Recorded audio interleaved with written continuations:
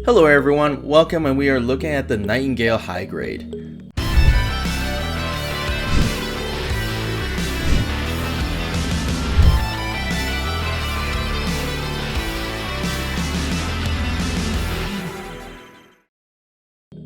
This video is powered by Plamod Distributors Inc. Plamod is the official Bandai distributor for all of Canada. Plamod provides a wide and diverse catalog of official branded products, including but not limited to Bandai, God Hand, Mr. Hobby, and more. Make sure your local Canadian hobby store is being provided with the best and latest products by ordering from Plamod. This guy is the size of a master grade box of a Sasabi Verka. There are like a total of 19 runners and 2 sheets of stickers in total. 1 sheet for main sticker and also another for correctional stickers. The other sheet I found, they call it in the instruction book marking stickers, which I can explain later. Before we move too far ahead, let's talk about the lore. The MSN-04II Nightingale, piloted by Char Aznable, the leader of the newly reformed Neo Zeon, during the 0093 Universal Century. This custom mobile suit is manufactured by Anaheim Electronics in the line of Psycho frames that was requested and designed by Char himself. This line included the Psycho Doga, the Alpha Azuru, each designed for their sole purpose of being used by new types and cyber new types alike. This mobile suit is very heavily compared to a mobile armor due to the specifications that were added onto it. The Mega Beam Rifle has been incorporated with 3 different firing modes that includes the standard fire beam to a high output bazooka and a rapid beam scatter shot for close range like a shotgun. The mobile suit is equipped with a total of an astounding 56 verniers positioned in all different points and was designed especially for Char's distinct piloting skills, requiring the unit to move at constant high speeds. Even for something as large as the Nightingale is incredible, as he has never been a fan of mobile armors in the first place. This is a bit of a surprise. Typical funnels are designed to be a single use in combat once before and typically never ever been reused. But in this case on the Nightingale, they can be reattached easily enough, recharged, and well, used again. There's a large hidden mega particle cannon that's attached in the center of the suit, and it can be easily revealed once it lowers the armor portion. Now, the weapon is devastating in destroying large vessels as well as sweeping large enemies out of the way. The only drawback, as it was revealed in the manga originally, was it was extremely taxating and causes, well, several occasions power outage overall on the suit. But here you are, there's your lore facts. Building it was definitely a breeze to snap together. The instructions are a cinch and not hard to understand.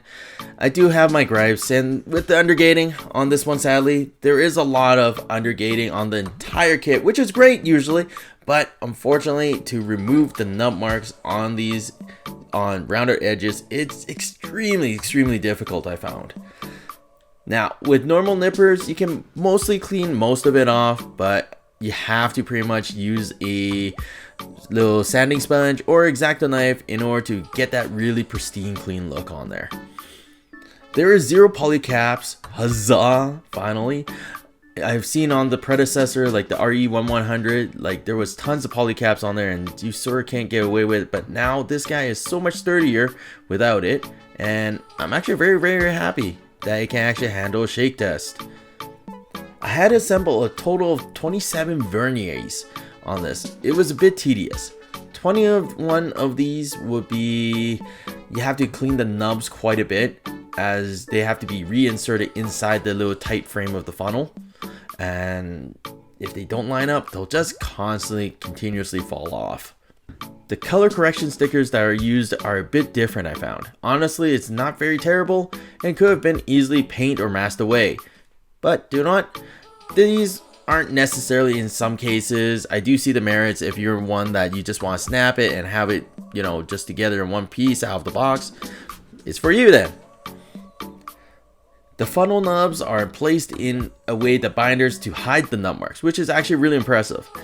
If you do have the funnel extension bases, please try clean off the nut marks. Otherwise, it would be really awkward to see them. Your just gonna be right there in front of you.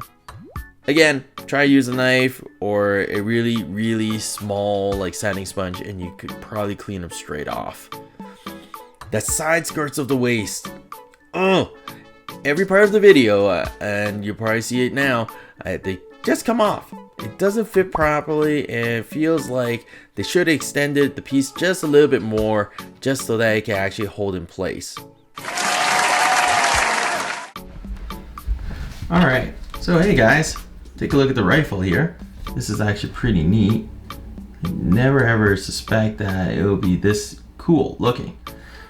So looking carefully here, you can actually split up the rifle, the bipod, and actually watch out. Like, this piece is actually really small and fragile. So you have to be careful of making sure it stays in place and not to forcefully bend it. So there you go. Nice little bipod. Set it up nicely and shoot. Cool. Then you got its special pointing finger hand that can actually be able to specifically for the rifle. So you actually have to split it apart. So let's split that apart. Now I did find that it gets a little tricky because there is a specific slot right here that it only fits the groove. So once you actually attach the hands through, starting using the trigger fingers, and there's a little slot knock. If you can see that, it actually holds into place. You just have to line it up. And once you actually line it up, it's not too bad. And they'll just fit one specific way. Oh, be careful because underneath here, there's a little palm. This palm here, unless you slide it underneath the butt of the rifle, it actually will not connect. So just giving you as a heads up, because I got frustrated over time and time again with trying to put that back. But I will give it this, is that when they designed it, is that once you actually fit it together, because it comes with all these multiple hands, it's actually really handy. Get it? Handy? That you can just leave them alone and they can be reattached. Yeah, so there you go. So you can actually permanently leave this hand attached to the gun the entire time, and that's not a problem. That's the gun. Next part, we're gonna look at the amazing beam sabers. So the beam sabers itself come with everything that you originally seen from, I believe it was the Sananju that actually came with this much, and also the Sasabi Burka. So I believe all these extra pieces are in here. Now the only additionals that was actually given on here was that you have a whole bunch of extra beam sabers. So there's the additional 4. But gotta love the whole beam tomahawk. I always wanted to do this because on my previous lore video, actually, I'm missing images of this, but now I'm glad I actually have the Nightingale, so now I can actually play and actually show what this is all about. There is notches here that you'll see, and there is individual grooves that's actually on the tomahawk. I did find that if you were to put them on, you can't slide it in from the top. You have to sort of slide it in on the side in order to actually fit properly, which is neat. I did try doing this. It doesn't work. You can try to take out the beam from this and try to fit on the tomahawk. Doesn't fit. Doesn't fit at all. It's only specific for just using this big beam piece. Sadly, because that's a flat groove. And I tried with all the beam sabers. It doesn't fit, sadly. So you have to stick with what you got, but you can actually interchange these to make them look like different styles, which is actually pretty cool, actually. Hey, look at that. That's super cool. Oh, there we go. Oops. Yeah, see? Look at that. That's so slick. Like, actually slick. Sadly, it's not like the Sananju where you can actually hook this up underneath the shield. So you won't be able to actually keep this properly, because it's not going to stick. No matter how I tried, it just doesn't stick. Unfortunately, it doesn't work with the beams out there unless you shave off the side of the shield. So, as cool as it looks, dang, too bad. But there you go, that's some of the weapons, and then the shield. And then there's the different adaptation here for the shield too. Look at this. There's the missile. Take this off. There's one side that's completely flush. The other one has the 3 holes. They only fit one way. So it only has one slot, so can't really mess that up. But this, I wish I had the Verka with me, the Sasabi, because then you could probably take a comparison. I'm almost certain this is actually the same size as the Verka shield. So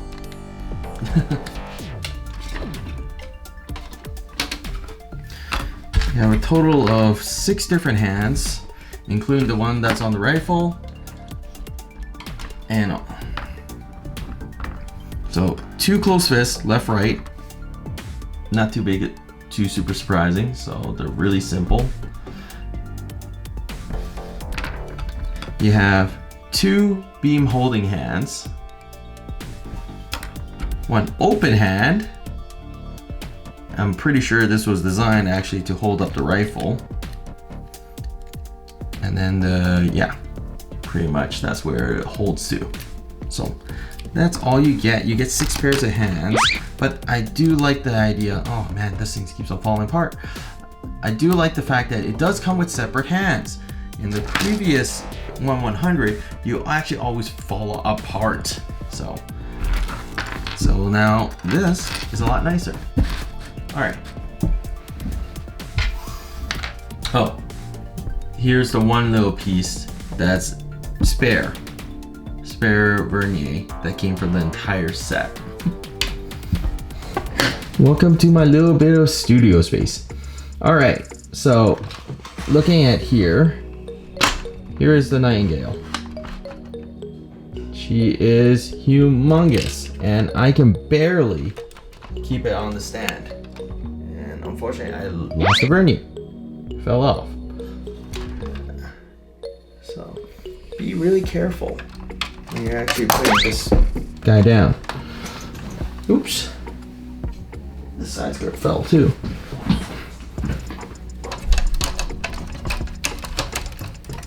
Alright. So let's talk about the Nightingale here. So what did I got? I put it on a 2-unit base underneath here, and it's actually not holding up properly. Like this thing is impressively difficult to actually mount and put onto the base. So if you look down here, whoa, it's actually not that stable. I managed to put it down and clip it down and holding it with 2 Type 4 bases. Like this is like one of the most favorite ones for larger kits as it is, but even for this guy, it's really difficult to actually keep it mounted in stationary. So I might recommend that you have to be really careful when you actually mount this thing. But other than that, it's actually holding itself fine. Like I can now actually move its legs, extend it, bend the toes. That's fine. And then I wish I could do more, but it's actually creaking and it makes me worry every single time I move it. So, but let's go with that. So it has a nice little fist bump right now, but I don't enjoy the extra articulation they actually decided to throw this in onto the arm joints, because from what I can see from the arm joints, they actually made it that's very posable onto the shoulder point. Like they keep it open so you can bend it whichever direction. It's great, but for you to actually articulate it properly inside the joints here, there's actually a multi-joint area. So you actually have to bend it in certain ways in order to actually have it articulate. It's not like your typical elbow joint you have on other kits, but because of how short and then elongated the arm is, it makes it a little difficult to pose. But you know what? You get gorilla arms.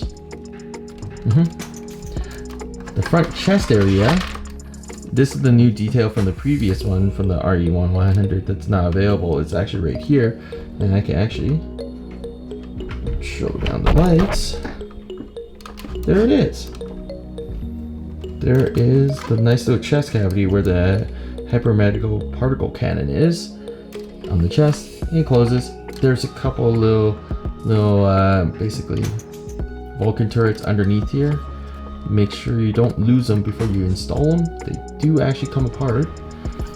And finally, I love this mechanism. The head actually opens. You can actually reveal the head and actually where the cockpit is, which is actually really neat. Slick. So go from there, you close it back, and there you go, you have your head again. Not much of articulation, but still really cool. And I still like the most coolest fact is like being able to actually articulate the wings.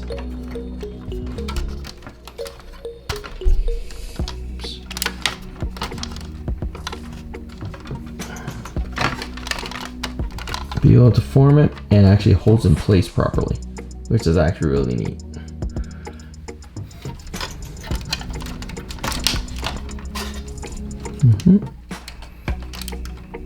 The pontoons, you slightly move. There you go. And then finally,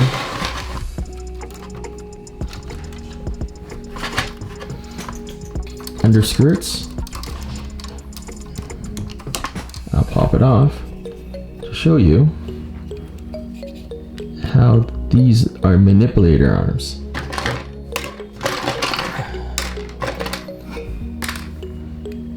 And the manipulator arms, they're actually really posable. And they actually have a nice little slide rail that goes and holds it back in here. Like there's actually a full rail that actually goes up and down. So there's not real much limitation on it, which is actually great. And if you wanted to, store it directly. Beam saber.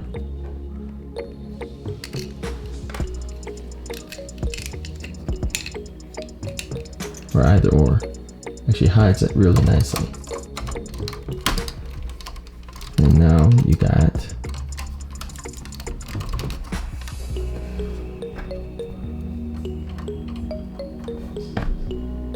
all the way down. Cool. The manipulators.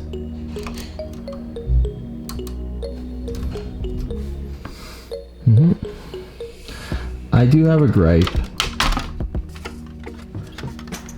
about this. They're very loose. You might have to glue them, you might not have to, but you do. I recommend you do. And then also, so the funnels. It's nice, but the problem is you notice these little nub marks all the way around in here. And because they're rounded, it's really tough to get these cleaned off properly. But if you put them directly back onto here, they're not that noticeable. Can't really see it anymore, which is okay. But there you go. Put back the rice scoopers.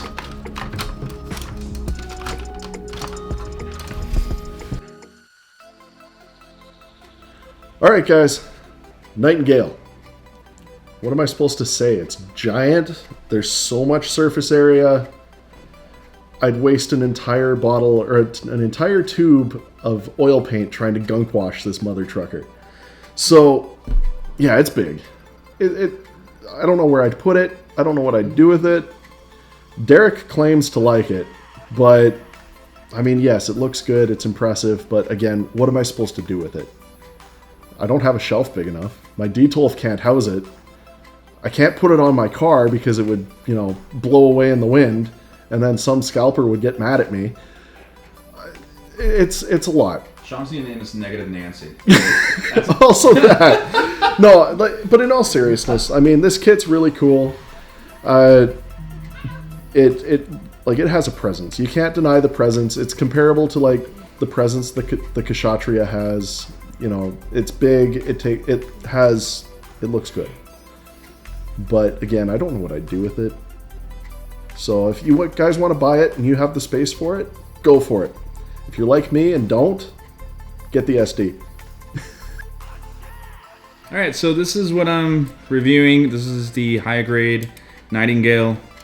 I don't understand what's the big fuss about the size. It's pretty. Seriously? It's pretty Derek, normal. you idiot! You gave him the wrong kit. What? Oh.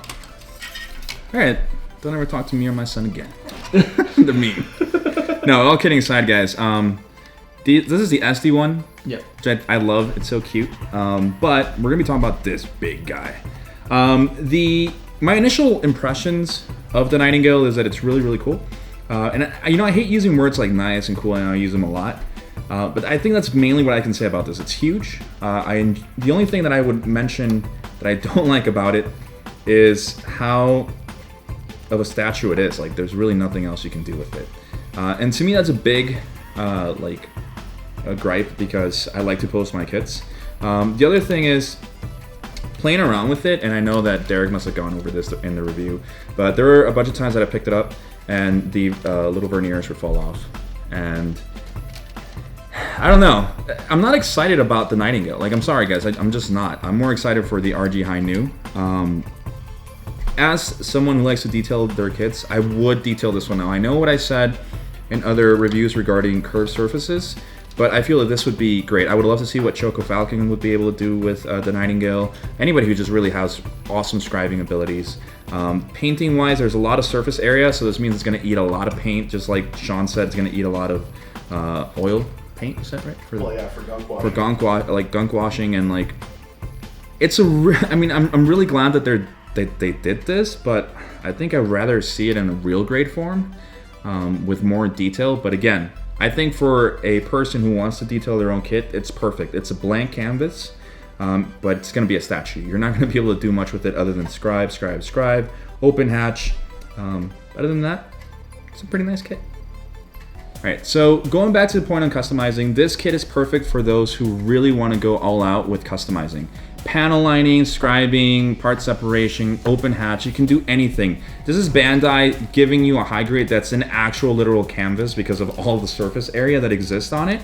I think if you're looking, unless you're looking to collect the Char versus Amuro and all that stuff, then I think there's a pass on my book. But going back to that, like, if you're a normal person, in my point of view, who just wants it and wants to put it up on its shelf, like, if you want to paint it, it's going to take a lot of paint. It needs a lot of love. And not saying that, this is awesome, like, everything that Bandai did is cool on this kit. But it just kind of depends on where you look at it from a hobby standpoint. Are you in it to customize? Because this, it's a dream, it's a dream. So that's what I really wanted to say about this kit. For those who are interested in customizing, there are tons and tons of room to scribe, etch, and add to this kit. There are so far lots of open space and real estate to add on to this. LEDs is definitely an option, but will be a bit crazy to do 56 verniers in total for this entire kit. Like, yikes, this is a heck of a task if anyone really wants to tackle it. For myself, I like painting. This will be a lot easier as there are a lot of pieces, but they're just large, but they can be easily separated, and you don't have to do a lot of masking, honestly. That's the great part about it. Would I want to buy this kit again? I would, actually. I believe I have a secondary one, maybe, coming by Christmas. This Nightingale is actually a vast improvement from the RE1100 line. Lots of features with opening and closing gimmicks are so much more. It is a bit tedious for all the verniers, but that goes along with a big large mobile armor. Mobile suit. This is a great build to add to my shelf once I build one that fits it. The size goes along with the sensible price of 6,650 yen. Yes, it is a $100 kit, but the one it is, well, to go with the size. It's go against our RG or high grade, high new Gundam. So what's to be expected? I recommend picking up this big bad boy from your local hobby store if you have your space to actually fit this guy. It would just look so complete with your collection of Char's counterattack models that were piloted by Char. So why wouldn't you? Hey everyone, thank you for watching our video. Don't forget, if you do enjoy this video, hit the like button and don't forget to subscribe, and by all means leave us a comment. We'll be checking those out and I'll be reading them. Thank you. See ya.